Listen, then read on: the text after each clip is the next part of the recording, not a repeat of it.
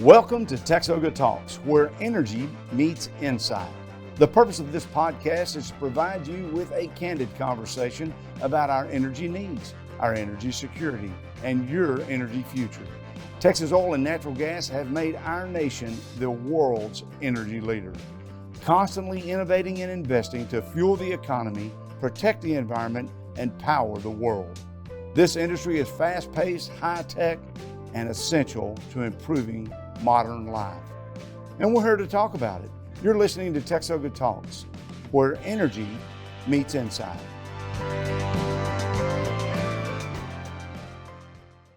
Welcome back to another edition of TXOGA Talks, where energy does meet insight. I'm Todd Staples with the Texas Oil and Gas Association. Always glad to be partnering with Shana Joyce, Vice President of Government and Regulatory Affairs. And we're here today with Dr. Dean Foreman, Chief Economist for the Texas Oil and Gas Association. And I think what we want to do today is talk about the most important, most prolific oil basin in the world, what is driving an affordable, more reliable energy supply for the world, and that's the Permian Basin. And I want us to do a couple of things. Dr. Foreman, you recently presented to the Gulf Coast Power Association, is that right? Absolutely. And that was a big conference. It's held regularly, good group of folks. Tell us the title of your presentation to them, because the reason I want to do this is because I think what you're talking about and what's going on at the legislature, Shana, some of the things that you've been working on really merged together, but laying the groundwork about what's going on in the Permian is what is pivotal to all of this. It was a vignette about electricity load in the Permian Basin. And to get there, we started with oil and gas and really talking about the growth of industry in the region. Well, there's a lot to discuss there, Shana, because the Permian Basin is growing. We've seen significant acquisitions by companies who are investing heavily. I get asked frequently about the future of oil and gas, how long will the demand be?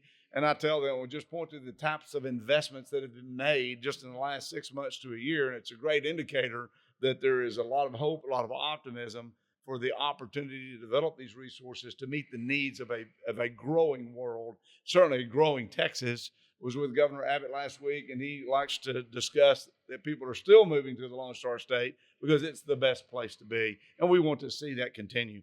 Well, Dr. Foreman, you prepared a presentation. Can we get that presentation on the TXOGA website if people want to see this as a result of our conversation today? Yes. So we'll post it.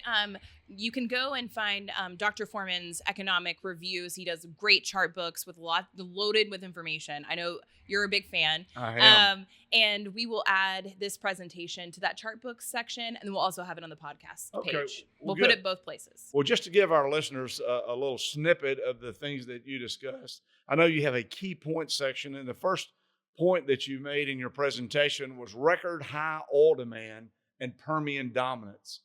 Tell us a little bit about what you mean by that. So this is a really foundational point, because in the pre-conference's GCPA conference, a moderator for one session, speakers in another, were really kind of questioning whether the enduring load of the Permian Basin and far west Texas, it was essentially questioning, is oil and gas going to be there in the future? What is the role of the Permian Basin?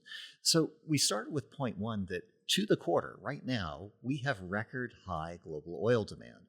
By the Energy Information Administration's estimates, 103.4 million barrels per day right now in this quarter. So even with all the talk of energy transition, even all the talk of other energy sources, you're telling us that the demand for oil is higher than it's ever been.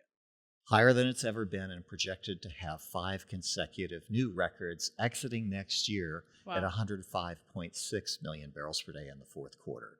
So strong economy, solid economy, despite all of the goings-on about rate cuts and concern for economic weakness, record high oil demand. And it's the Permian Basin, both from an oil and a gas perspective, that's enabling the U.S. to be the number one supplier in terms of growth to the world.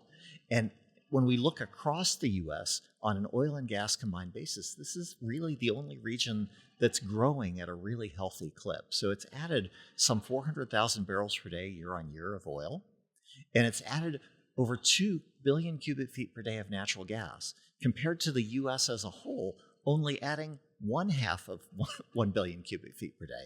So this is the Permian Basin is basically compensating for declines elsewhere. So when we talk about the Permian being the most prolific basin in the world today, the data backs it up. Yeah. Dean Foreman backs that up with real-time data from oil and gas producers. Shanna, the reason this is important is because if we're going to build electricity lines and consumers are going to have to pay for those, you don't want to build something that the need is not going to be there. That's right. And we're really appreciative of Dr. Foreman digging in. We actually had a group of companies that did a study with S&P Global, now IHS Markit. And so they did this great study, which Dr. Foreman then built upon with this presentation here, just to really talk about the prolific growth in the basin. I think having facts, data is the way we have to make decisions. Our motto at the Texas Oil and Gas Association is to advocate for sound science-based principles as part of that theme. And I'm glad to see this type of data. You mentioned the productivity gains, and there were some astounding numbers that you mentioned. Is there anything else in productivity gains that are fueling this growth that you'd like to mention that you think is important? Well, just to keep it on point, the reason this production growth has been possible is that if I run a rig for a month, how much oil and gas I get to the month right now by EIA estimates is over 20% larger, 20% than it was 1 year ago. In just a year, the productivity has gained 20%. That's astounding to me when the rig count is less today than it was a year ago. Well, that is what you're getting for a new rig, and it's why you can grow production while using fewer rigs. Mm-hmm. And compared to just 2019, going back a couple of years, we're getting 20% more output with 40% fewer rigs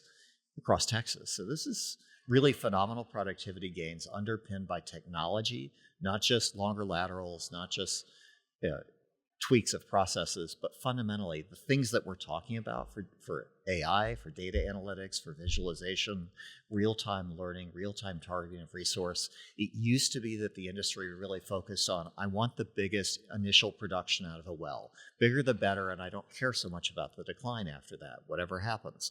Today, it's really focused on the holistic view of what this well will deliver in terms of ultimate recovery of resource in place. So as those recovery factors continue to go up, and there's a lot of upside to this, fundamentally it's getting better. Well, you mentioned technology and those advances. Shana, you were just mistress of ceremonies at an Energy Elevated in San Antonio last week.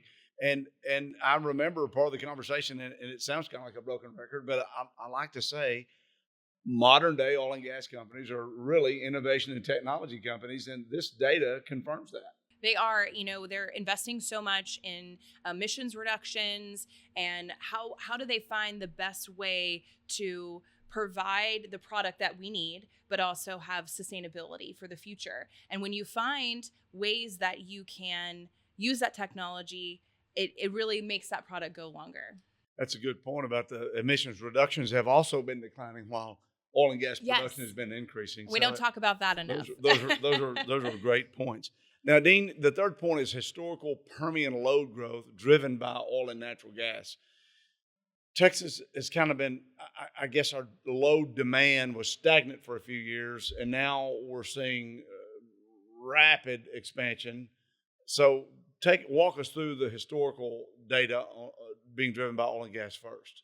So on a nationwide basis, it definitely stagnated for the better part of a decade, but West Texas has continued, and in ERCOT's data, this is the far West Texas region that represents the Permian Basin.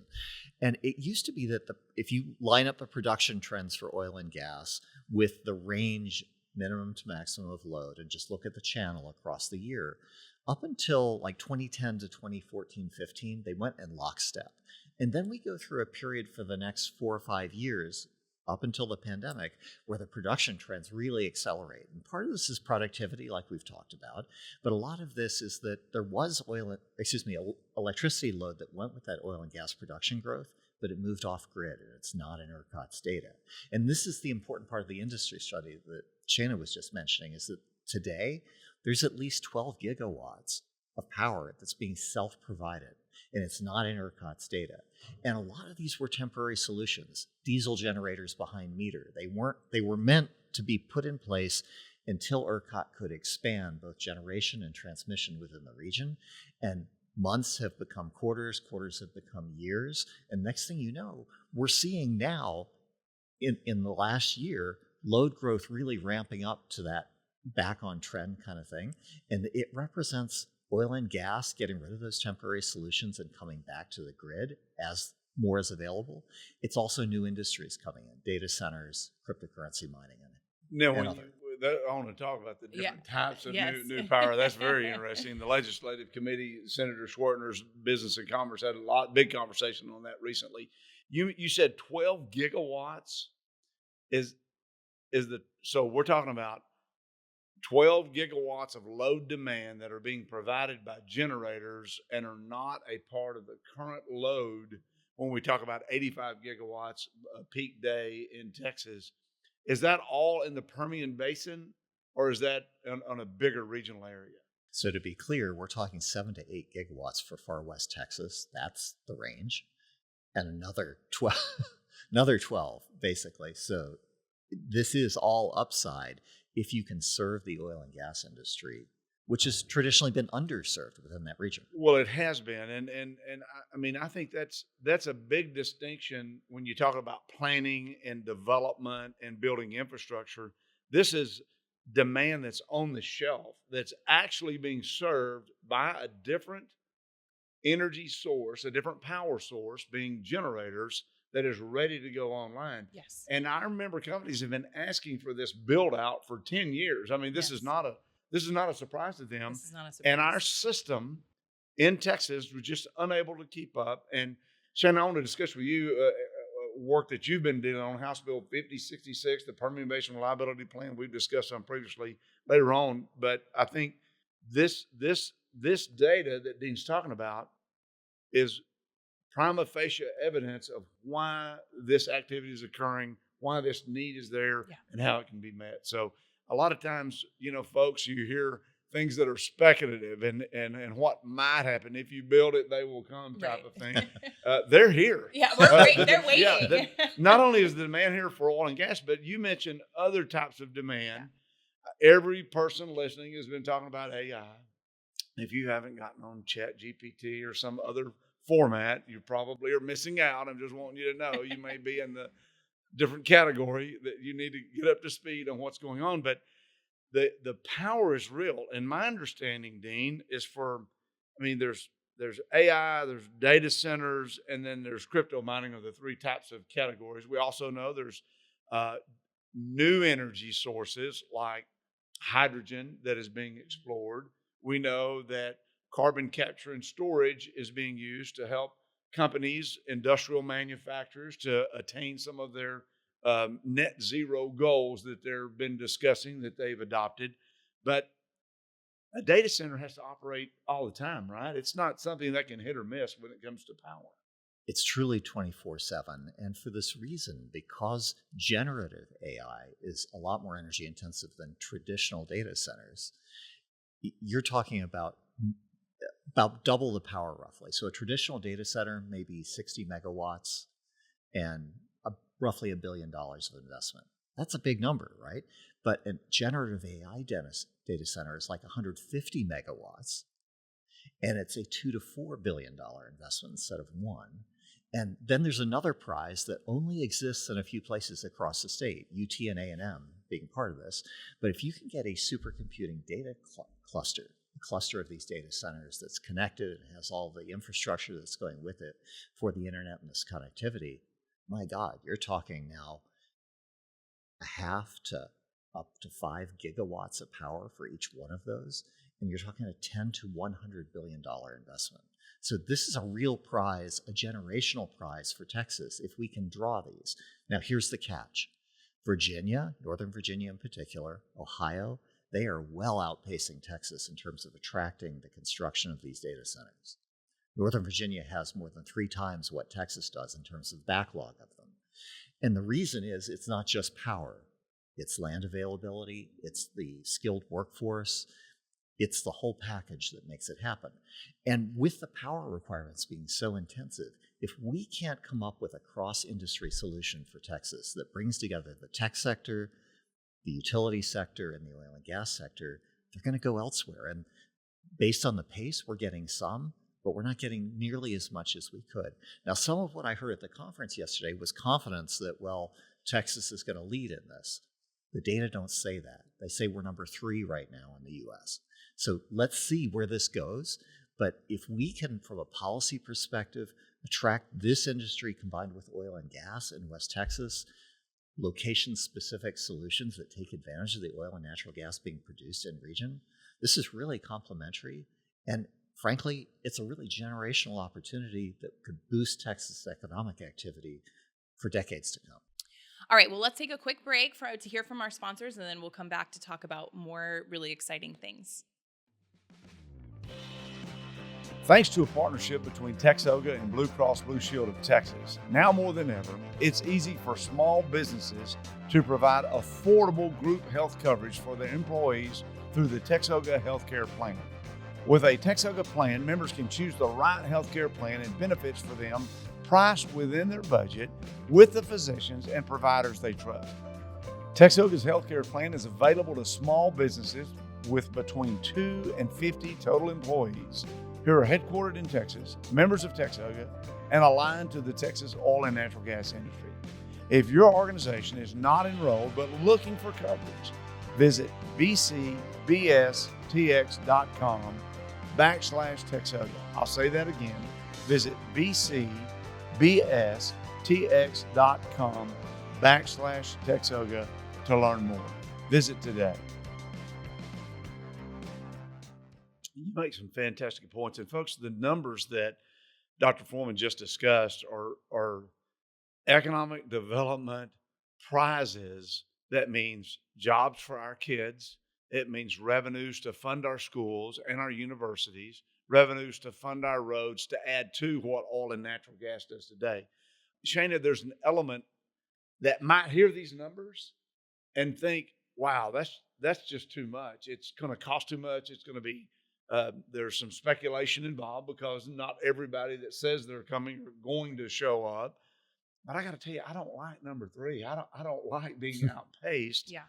And so what are you hearing in terms of reactions there? Is this something that we can manage and meet the need from the electricity planning space?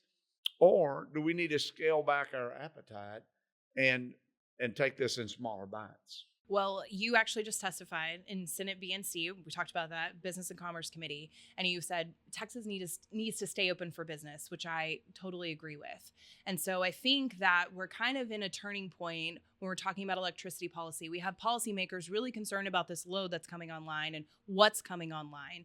And then we have our planners worried about how do we make sure we can attain all that load. And so that actually plays in to the Permian Basin Reliability Plan, because now we're talking about extra high voltage lines, which we can discuss in a little bit as well. But we also need the generation to keep up with all of that. So we're powering the supply that these types of data centers and our companies, our operators need as well. You know, this is complex decisions that are being made. It really is. And it interfaces so well with oil and natural gas, other power forms that I've mentioned already, but I haven't mentioned nuclear. That Right. is a growing area. Geothermal that is growing as well. A lot of investments are being made. These are going to take time to develop. Fortunately for Texans and Americans and for people across the globe, oil and natural gas is here. We're doing our job today. We're doing it more efficiently. We're having lower emissions profile. In fact, I think there was record Permian load and doing all of this recently. Tell us about that, Dr. Foreman. Well, in August, we hit almost 8 gigawatts of load. This was the peak, and it was right at the end of the month.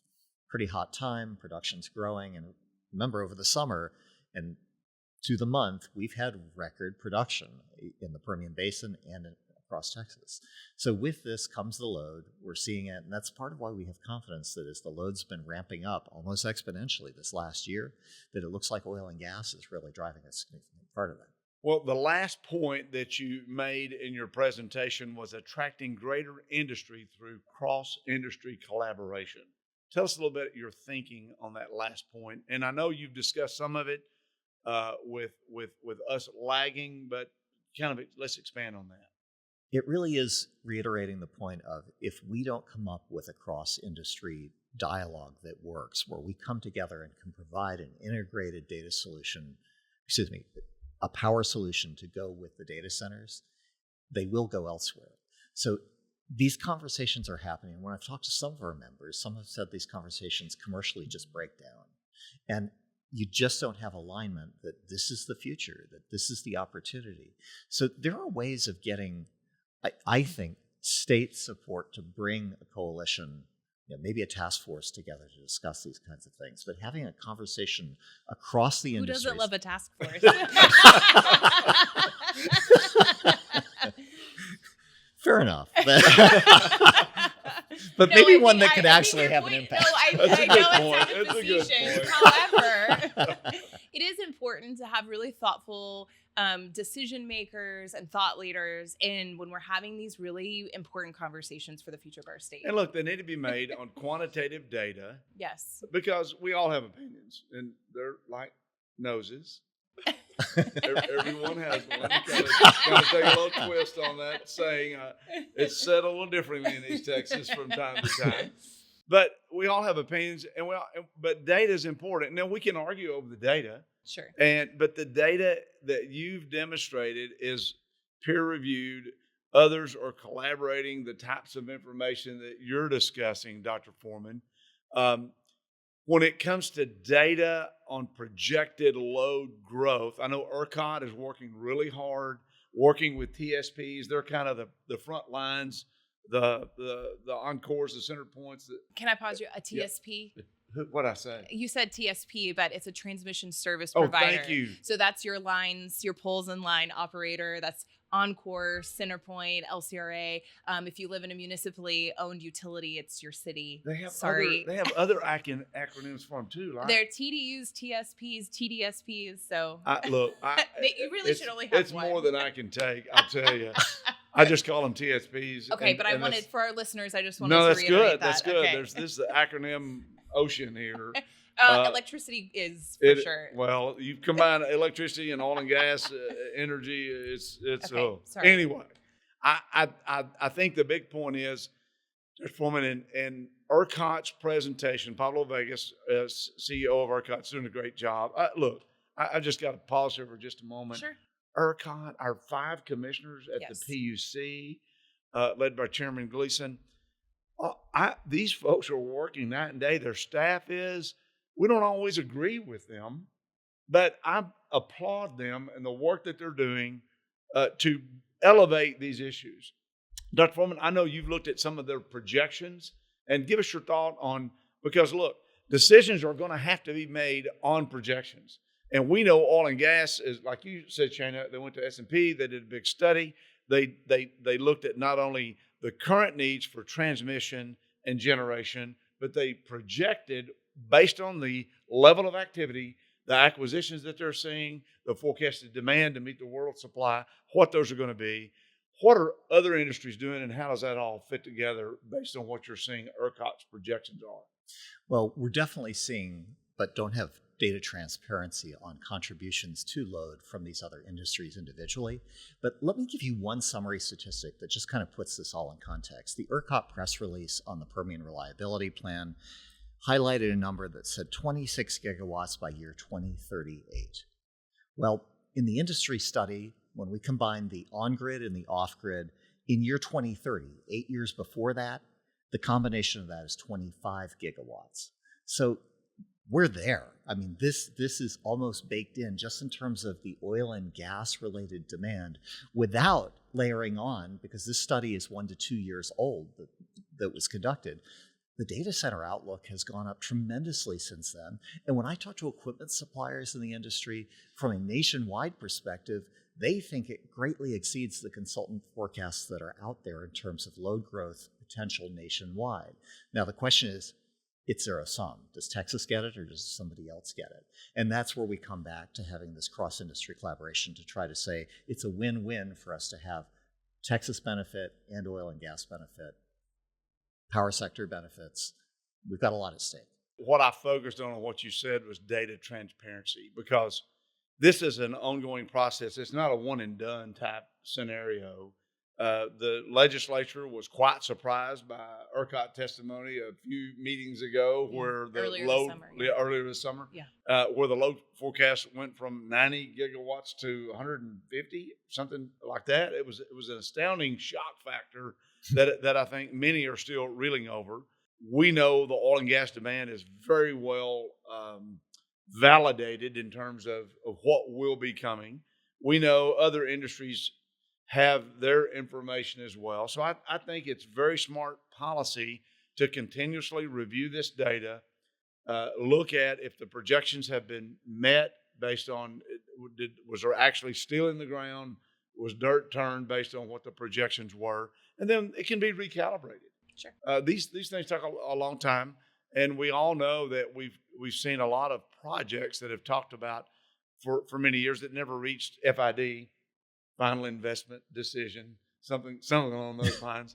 And so that needs to happen here.